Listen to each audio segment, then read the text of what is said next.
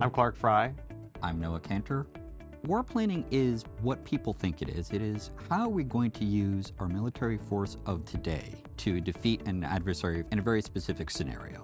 But what it is also is the highest level civilian-military dialogue in which you look at two halves of the same question.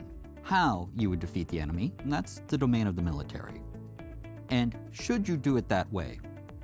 And that is the domain of the civilian oversight of our military. Artificial intelligence is important to the Department of War, especially in war planning, and especially right now. AI can produce a much wider and more detail-rich set of options for senior leaders and decision makers. The department would incur a couple risks as it adopts AI. First is the technical.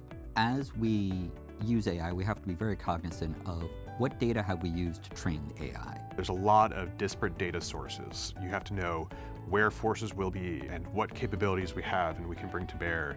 You need to know what the enemy intends to do and what they might be using to do so and what the time frame might be. AI is able to aggregate data and manipulate the data in new and interesting ways. However, what AI cannot do is make value judgments. How we go to war and should we go to war. And the values belong to the decision makers and the commanders on the battlefield.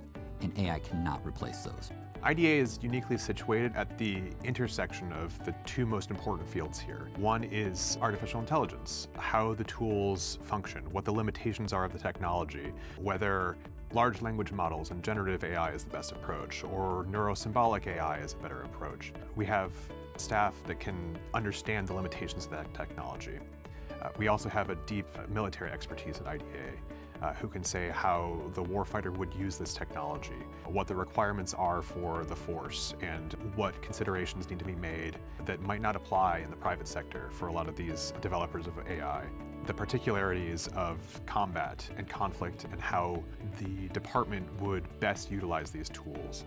And IDA is best equipped to advise and consult on that intersection and how this tool can be uniquely utilized to tackle the department's operational challenges.